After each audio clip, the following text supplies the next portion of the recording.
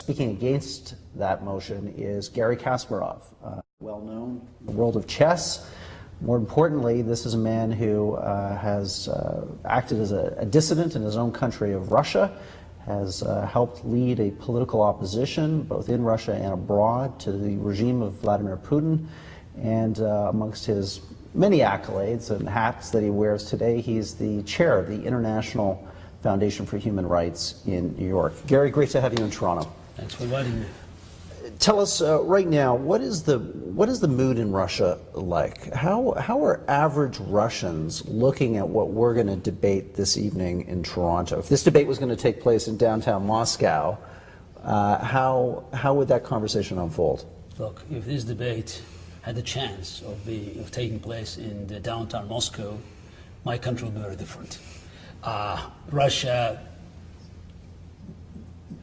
didn't have for many years any meaningful debates.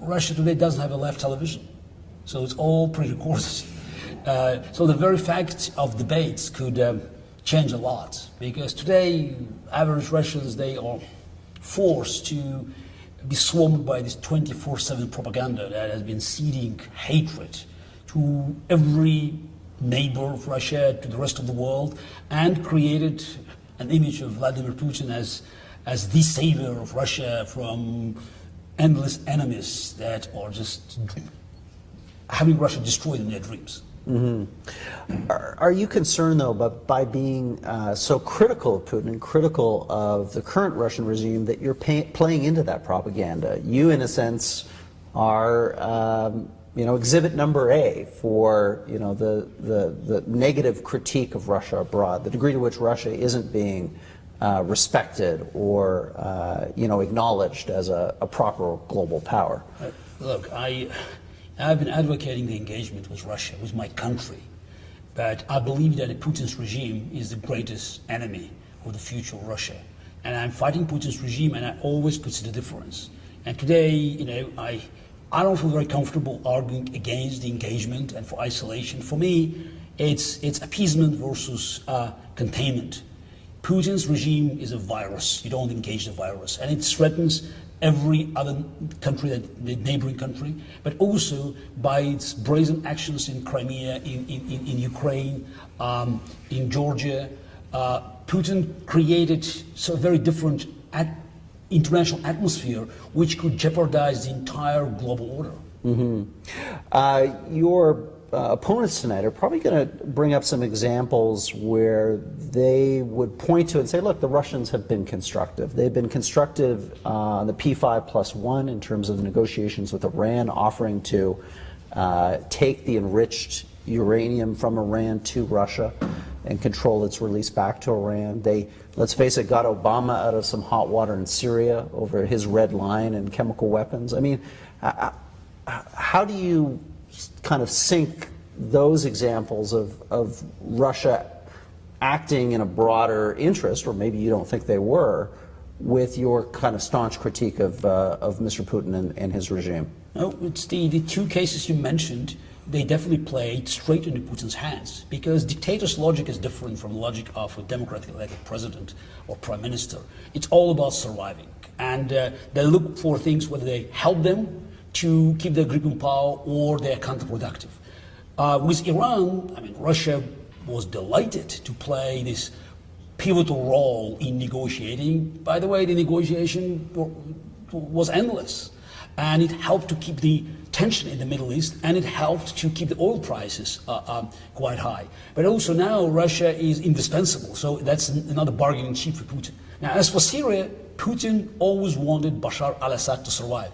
And that's what he got, because a new government in Syria could potentially mean that via Qatar, Iraq, and Syria, the gas from the Gulf could go to Turkey and then to Europe, which would jeopardize Putin's grip on power via the pipeline, where he could hold Europeans hostage with Russian gas supply.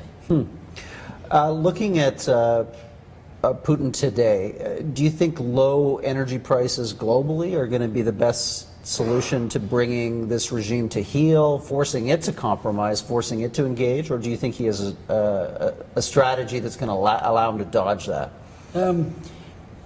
Definitely, the low energy prices help to curb the dangerous ambitions of Putin's regime. But let's not forget, it's a one-man dictatorship. This is not the regime that will be looking for compromise, because anything that hurts Putin as the one-man rule of Russia will be disregarded. So that's why we should look for more combined approach to make sure that people surrounding Putin, Russian bureaucracy, Russian middle class, they'll recognize the dead end of Putin's rule. That's our best hope. Putin's regime will bring Russia to a complete chaos and disaster, but moreover, it could threaten the very existence of humanity, because unlike dictators of the past, Putin has his fingertips on the nuclear button. Mm-hmm. I mean, it's a question. Is what comes after Putin worse? So therefore, we should be careful what we wish for. Look, dictator who is in power for so long succeeded in eliminating decent opposition, because to stay in power and eliminating the elections, public debates in the society, all the democratic procedures, he definitely creates an atmosphere that is quite alien to democracy. But the problem is that every day he stays in power, he makes the outcome worse. I'm not telling you that if Putin goes out today, Russia will be a democracy. That would be a mistake, and I wouldn't be honest with myself. But I'm telling you that if he stays in power one more year, there will be more blood, there will be more tragic events, and eventually there will be less chances for Russia to stay as one piece in the future, as a state within its current borders, and also to have a chance of recovery. Mm-hmm. Another thing that's sure to come up tonight is the whole question of NATO's involvement in this crisis, both as a potential bulwark against any tendency Putin might have to expand his ambitions beyond the Ukraine and the Baltic states, but also probably for Stephen Cohen and Vladimir Posner, an argument that we brought this upon ourselves. We didn't treat Russia with respect after the collapse of the Soviet Union. We deployed NATO troops right up to the Russian homeland, and all of this is, in a sense, a reaction to our provocation. There's a difference of invading other countries and potential intentions of your potential enemies. This argument, goes flat, because it means that we do not believe that 100 million East Europeans had rights to decide how they should build their own lives, what kind of affiliations, political affiliations, economic affiliations they would like to see for their countries. And I think that's against the mentality of the 21st century. We're not living in the 20th century or the 19th century. And also, when we look at the facts, we just recognize that a NATO expansion was very much on paper. By year 2013, there was no single American tank unit in Europe. How can we invade anybody with no tanks? And also, we know the history, and we read it from history books. But for Baltic nations, for Estonians, Latvians, Lithuanians, for Poles, this is not just a history. This history written by their blood. And they always were suspicious of Russia. And again, we have to give them credit. They had rights, sort of genetic fear of potential Russian invasion. And unfortunately, Putin's actions, they create a lot of uneasiness. So don't forget the invasion of Georgia. And look at the Ukraine. I think the numbers of NATO sympathizers in Ukraine were just at the range of 15-17%, mainly on the western part. And Ukraine and Georgia have been flatly denied NATO membership in 2009. It wouldn't be an issue for Ukrainians. Economic cooperation with Europe is another story, but again, that's a conscious choice of the nation. Today, you have 2/3 or more of Ukrainians supporting NATO membership. Why? Because they saw what could happen if their country is defenseless against a powerful neighbor. Again, your opponents tonight would probably respond to the examples of Georgia with Kosovo and say, look, NATO forced the partitioning of Serbia, the independence of Kosovo through bombing Serbia, by bombing Slobodan Milosevic. I mean, why did NATO get to do that, led by the United States, where Russia doesn't get to do the same in Crimea?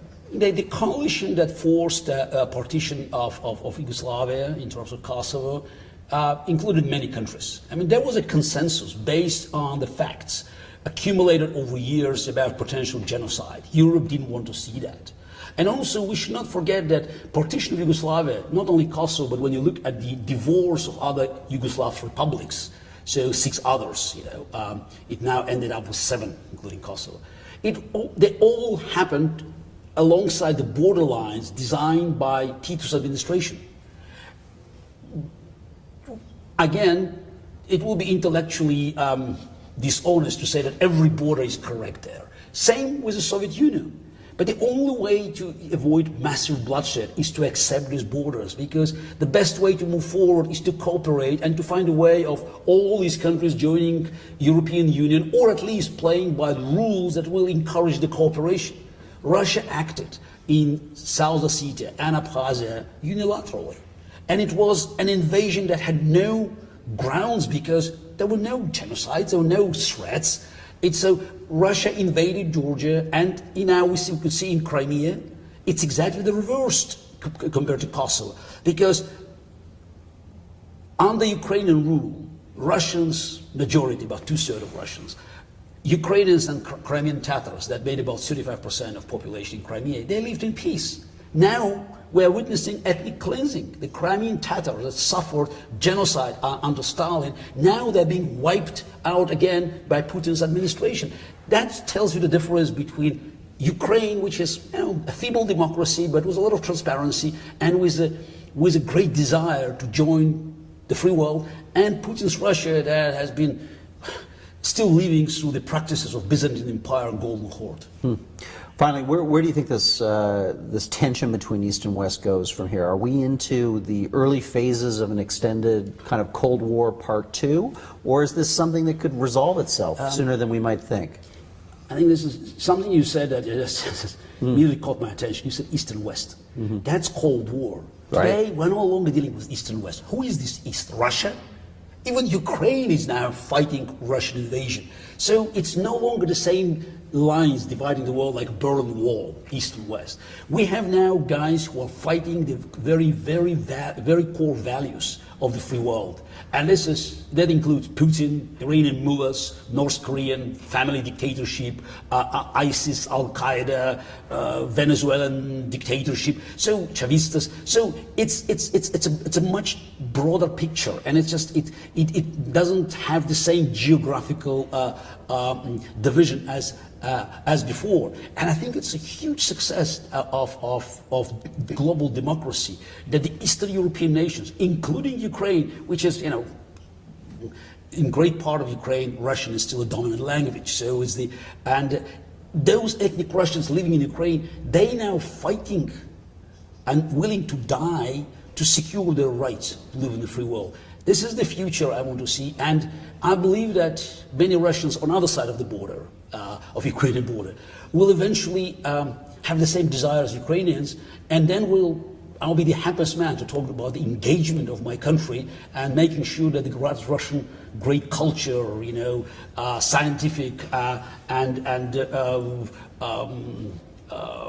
other important traditions will benefit everybody on the planet. Great. Well, Garry, that's an optimistic note for us to end on. We look forward to hearing more from you in the debate tonight. So thank you for coming to Toronto.